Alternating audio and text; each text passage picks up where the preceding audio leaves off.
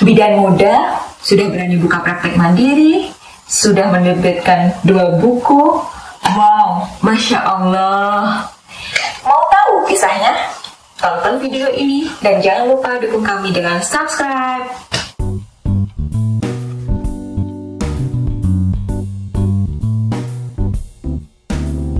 Assalamualaikum Mbak Haura. Waalaikumsalam Mbak Ida. Ya Allah, deg-degan ya kita Mbak ya. Pertama kali Zoom meeting. Iya, pertama kali latihan. Lama nggak ketemu. Gimana Mbak Haura kabarnya? Alhamdulillah sehat walafiat.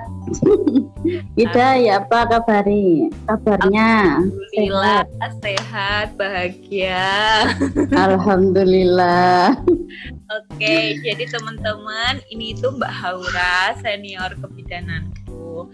Dulu kita pernah satu tempat kerja juga, terus pernah bareng jatuh bangun. Ya begitulah. Ya. Perjuangan sekali. Ya. Terus ya apa Mbak, gimana kabarnya? Kan sekarang Mbak Haura sudah sukses, sudah bisa membangun Amin mandiri, terus sudah masih merintis, mengeluarkan buku ya, 2 buku sekaligus dalam satu waktu, Masya Allah. Alhamdulillah. Gimana perasaannya Mbak sudah mencapai hal-hal itu? Alhamdulillah, kalau buka praktek mandiri itu perasaannya alhamdulillah sekali. Sangat bersyukur karena sebagai anak saya bisa melaksanakan kewajiban dan juga sama Allah itu masih diberikan kesempatan untuk bisa mengemban amanah sebagai tenaga kesehatan yang insya Allah bisa berguna untuk masyarakat di sekitar saya pribadi terutama. Terus untuk buku, alhamdulillah 2 buku, meskipun yang satu itu buku antologi, yaitu buku dari karya beberapa penulis. Tapi itu bagi saya itu adalah hadiah yang sangat luar biasa bagi Allah yang diberikan kepada saya. Amat sangat senang. Itu adalah hadiah dari pengorbanan selama ini. Iya, aku sampai kaget loh Mbak, 2 buku sekaligus deh. Oh iya, tak tolong bukunya 2 di belakang. Oke. Ya gini Mbak, pasti ya teman-teman bidan itu banyak yang tanya lah, Mbak Haura kok keren sih, masih muda sudah bisa buka praktek, apa nggak ada rasa? Hampir kepala 3 ini. Belum, aku tahu kok tahun kelahiran Mbak Haura masih jauh. Nah, itu mana kok nggak ada rasa takut kan? Banyak resiko ya di depan kita, otomatis banyak resiko banget buka praktek itu. Gimana Mbak menghilangkan kekhawatiran tersebut? Yang pertama itu dari kesiapan diri. Pertama mental. Mental kita harus berani.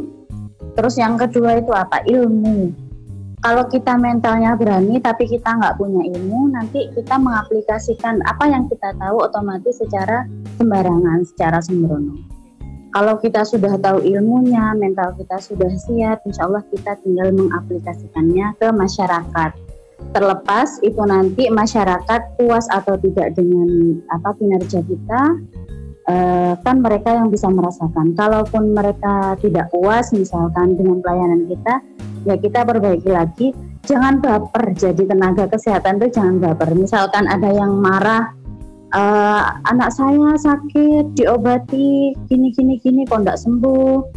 Terus saya periksa hamil ke sini, itu rasanya enggak enak. Ya kita itu jangan marah ke mereka karena mereka yang merasakan pelayanannya kita. Jadi kita harus memperbaiki diri kita. Selain ilmu itu juga tadi, terus ketampilan sama cara kita berbicara. Karena orang sembuh itu dengan mendengarkan kita berbicara saja itu bisa menjadi sugesti untuk mereka sembuh, untuk mereka sehat, untuk mereka nyaman sama kita. Iya, bener Mbak.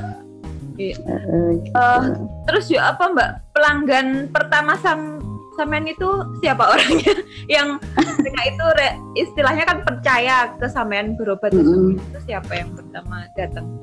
Kalau pertama kali datang itu tetangga sekitar rumah lah, suntik KB gitu-gitu, atau hanya sekedar tensi, pusing, gitu, tanya tekanan darahnya. Terus kebetulan saya punya ini loh, cek gula darah, kolesterol untuk keluarga maksudnya. Ternyata mereka pengen ceknya. Dari situ apa ya, dari omongan ke omongan, Haura ini loh buka praktek, bisa suntik KB juga, bisa konsultasi hamil juga, ayo ke sana. Jadi saya nggak minta orang tua untuk anakku buka praktek, kamu periksanya ke sini aja, enggak. Itu dari pasien ke pasien gitu, dari yang pernah datang ke saya bilang ke saudaranya bilang ke tetangga. Itu terus kalau dulu waktu pertama kali buka 1 bulan itu paling pasien cuma 2. 1 bulan loh ya, bukan 1 hari. Pasien cuma 2, 4 gitu. Kadang 1 bulan itu enggak ada sama sekali. Ya memang karena kita memang masih baru ya. Karena kita memang masih baru. Terus setelah itu ya dari mulut ke mulut. Kalau istilah Jawanya Mbak, gedok tular. Ya, gedok tular. Jadi ya alhamdulillah sampai sekarang ada lah gitu, meskipun tidak rame tapi udah ada. Udah lumayan berkembang ya Mbak ya? Ya, lumayan berkembang. Tidaknya setiap hari udah punya pasien lah ya, mungkin meningkat. Ya, ada, meskipun 1 gitu, setiap hari ada. Untuk yang bersalin Mbak, gimana Mbak? Udah ada? Untuk yang bersalin, kalau kemarin itu di sini kan desa ya, terus dukun itu kan masih ada. Meskipun tenaga kesehatan dari puskesmas sudah memberikan edukasi, maksudnya nanti kalau ada persalinan atau gimana itu tolong dibawa ke puskesmas, tapi kan ada dukun yang masih mau menolong. Jadi entah itu dia perdarahan atau pas itu plasentanya belum segera lahir, aku yang dipanggil, bukan orang puskesmas, aku yang dipanggil. Kalau tak bawa ke rumah, kalau nggak gitu langsung tak bawa ke puskesmas gitu sebagai pendamping. Gitu. Untuk sekarang sejak pandemi corona ini, saya memilih untuk tidak menerima persalinan terlebih dahulu. Selain karena peralatannya harus lengkap untuk mematuhi protokol, ribet juga. Jadi mending langsung ke puskesmas gitu. Katanya harus rapid test dulu ya Mbak ya sebelum. Iya, betul, harus rapid test dulu, cek darah dan lain-lain lah, banyak persyaratannya. Jadi mending saya merawat mereka sejak hamil aja, memberikan konsultasi pada mereka agar mereka tidak lari ke dukun nantinya. Itu. Oh iya. Benar-benar. Berarti Mbak Haura dulu juga kerja sama dukun lah, istilahnya mengedukasi pelan-pelan gitu apa gimana Mbak? Kok sampai dukun itu kenal? Kalau dukun itu mohon maaf sebelumnya, karena di desa ini ayah saya kan dikenal sebagai pengajar. Jadi orang-orang lumayan kenal sama saya lah, apalagi pas saya buka praktek itu otomatis dukun-dukun itu tahu dengan saya. Ya sebagian, enggak semua gitu. Kalau misalkan edukasi itu memang sudah dari puskesmas. Dari puskesmas ada sendiri, dikumpulkan, diedukasi gitu. Saya dulu kan pernah ikut juga di puskesmas 1 tahun. Gitu. Iya. Jadi gini Mbak, tadi di awal kan Mbak Haura bilang bahwa supaya kita pede buka praktek harus asah keterampilan. Terus sudah pengalaman berapa tahun Mbak sampai bisa buka praktek sendiri ini? Pengalamannya kerja itu di Malang waktu itu 4 tahun. Terus pulang ke Jember, saya magang di puskesmas 1 tahun. Terus memutuskan untuk buka praktek mandiri karena saya tidak ingin menjadi saya tidak ingin ikut CPNS. itu pilihan untuk teman-teman yang tidak ingin menjadi PNS seperti saya, bisa buka praktek sendiri. Sampai sekarang itu cuma apa? Buka praktek aja apa sama kerja di puskesmas atau gimana, Mbak? Enggak, saya buka praktek aja. Oh iya. Buka praktek aja di rumah. Ya.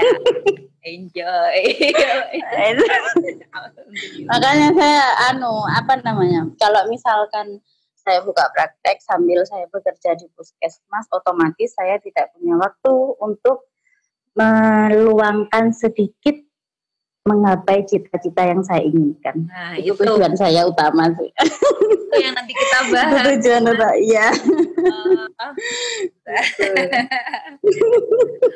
Untuk suka dukanya tadi ya Mbak Haura ya, kadang pasien merasa nggak cocok dengan pengobatan Mbak Haura ada ya itu ya. Ada, ada lah banyak nggak cocok. Mungkin karena saya kurang fasih berbicara, soalnya pas di sini kan Madura ya, sedangkan saya kan lama di Jawa, jadi kadang agak belepotan. Oh, iya. Gitu. Terus tapi sejauh ini sih banyak yang suka, alhamdulillah. Alhamdulillah. Terhitung saya masih baru, menurut saya ada yang suka itu pencapaian yang luar biasa. Alhamdulillah. Ya udah. Untuk selanjutnya itu paling kepo dengan ini. Diterbitkan langsung dalam 1 bulan ya, bagaimana? Pokoknya intinya langsung 2 buku ini dipromosiin. Oke ya Mbak ya. Iya. Ini mana Mbak ceritanya kok bisa nulis 2 buku ini, terus menerbitkannya secara cepat itu gimana Mbak? Mungkin. Kalau buku yang pertama itu sebenarnya itu yang novel itu tadi, yang novel cinta itu. Yang ini yang pertama ya malah Mbak ya? Iya, itu malah yang pertama selesai harusnya. Karena antri penerbit, antri cetak, ya itu yang membuat lama. Terus saya selesai menulis itu, baru saya ikut program buku yang kedua sama Kak Ahmad Rifai Rifan itu. Itu kan cuma 1 bulan itu. Oh, itu iya. Favoritnya Faida. Iya, benar. Itu favoritnya Faida. Rifan. Ya itu dikasih waktu sekitar 1 minggu untuk mengumpulkan naskah. Karena itu buku antologi dari beberapa penulis, jadi kita hanya diberikan ketentuan batasan kata untuk menulis itu. Terus 1 bulan kemudian langsung terbit. Itu yang paling cepat. Terus yang punya saya itu mulainya itu tanggal 27 Mei kalau enggak salah. 27 Mei 2020 sampai Juni, 22 Juni kelasnya. Nah, di situ kan ikut kelas. Jadi kita pertama ikut kelas dulu. Terus kita dikasih materinya. Terus setelah itu kita bikin kerangka tulisan lah istilahnya, kalau mereka nyebutnya outline. Biar kita tuh fokus kita mau nulis apa, temanya apa, jadi dibikin outline, dibikin kerangkanya. Biar kita enggak kemana-mana. Soalnya kan kadang ide aja kita bisa melebar kemana-mana. Misal gini, kita disuruh beri beras aja, kita bisa ceritanya itu sampai kita makan di restoran sama pacar gitu. Oke. Bukan ya. Jadi gunanya outline itu kayak gitu. Jadi biar tetap ada di jalan yang mau dibahas gitu. Itu terus pas itu kita disuruh bikin outline, udah kumpulkan outline sudah. Terus bikin bab 1. Ternyata saya kira itu 1 novel itu 10.000 kata. Kan ada ketentuannya. 1 novel 10.000 kata. Bukan, ternyata 10.000 kata itu dalam 1 bab. Wow. Saya bikinnya waktu itu temanya itu ada 8 bab. 8 bab 80.000 kata kayak gitu. Oke, coba. Ternyata membuat bab 1 10.000 kata itu susah. Untuk mengeluarkan kata-kata yang ternyata menurut saya banyak itu ternyata susah, enggak sampai segitu gitu. Gitu. Terus akhirnya bab 1 selesai 1 hari. Oke. Kak, bab 2, bab 3 dikumpulkan besok juga. Ternyata pas jam 9 malam itu batas waktu pengumpulan, bab 2 masih 7.000 kata, bab 3 masih 5.000 kata. Gitu. Ternyata saya tidak bisa memenuhi ini sesuai standarnya, harus hari ini gitu, sesuai deadline-nya. Oke Kak, diteruskan. Besok sama bab 3 dan 4 gitu. Jadi itu udah ngerjakan novel itu tuh apa ya? Menurut saya melebihi saya ngerjakan KTI. KTI malah saya mau bisa tidur. Saya nggak begadang KTI dulu. Ini mencurahkan banget Mbak ya. Ya Allah. Iya, mencurahkan. Terus karena seneng juga kan. Pada akhirnya saya itu sampai sempat tidur cuma 1 jam. Bangun, udah bersih-bersih rumah, pekerjaan rumah tangga lah ya. Habis itu laptop lagi, gitulah seterusnya. Sampai 1 minggu. Pas 1 minggu semuanya selesai. Ternyata yang 8 bab yang saya rencanakan itu hanya tinggal 4 bab kalau nggak salah.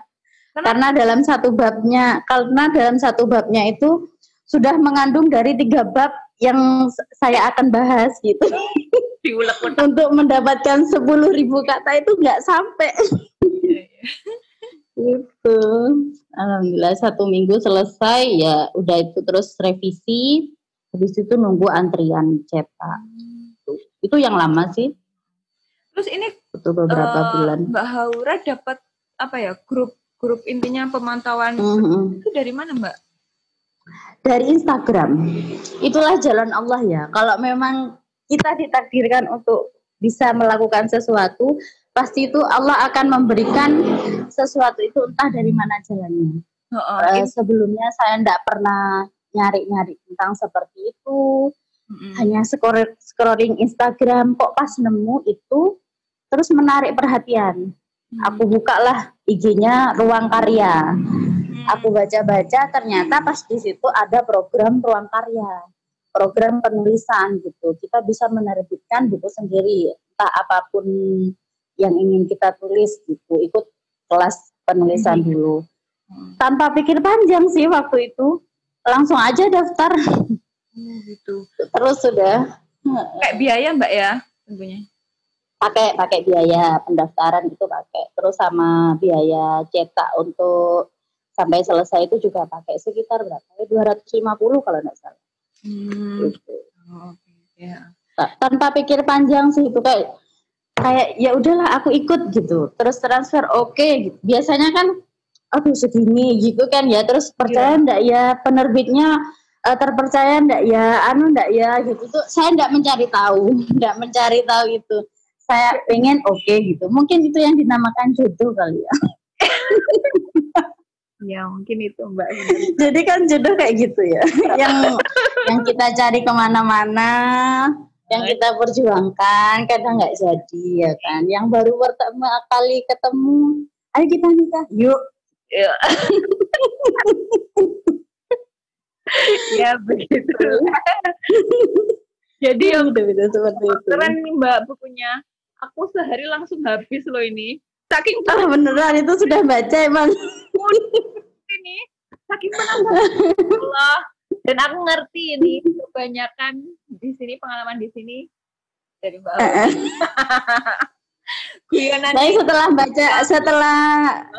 Setelah aku nyiptakan buku itu ternyata ada temanku sendiri yang sedang mengalami proses seperti itu juga, yang mengalami proses seperti aku juga 11-12 untuk memilih antara melaksanakan kewajiban sama mewujudkan cita-citanya. Dan ternyata setelah dia cross check kemana-mana, otomatis namanya orang kayak gitu kan down ya. Aku harus gimana? Aku harus apa dulu? Aku pengennya ini. Sedangkan ada orang yang ingin aku bahagiakan. Ternyata setelah dia mencari-cari buku, mencari-cari bacaan, itu sebelum ini jauh sebelumnya ada juga yang seperti itu. Dia melaksanakan kewajibannya dulu, baru setelah itu dia mewujudkan cita-citanya. Ternyata tidak cuma saya, ternyata sebelumnya itu sudah ada yang mengalami. Gitu. Ternyata banyak juga yang mengalami ya. Ternyata banyak, iya. terkait tentang keikhlasan ya Allah. Sehingga Allah memberikan jalan yang terbaik ya Mbak ya. Iya. Hadiah yang istimewa juga dengan menerbitkan ini ya Allah. Alhamdulillah. Itu bersama. Jadi selama apapun kita diuji, kalau kita bisa bersabar, kita ikhlas, kita pasrah, insya Allah kalau memang kita ditakdirkan untuk mewujudkan apa yang kita inginkan, insya Allah Allah akan memberikan di waktu yang tepat. Gitu.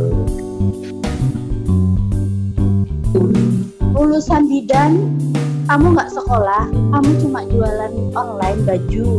Terus kamu untuk apa?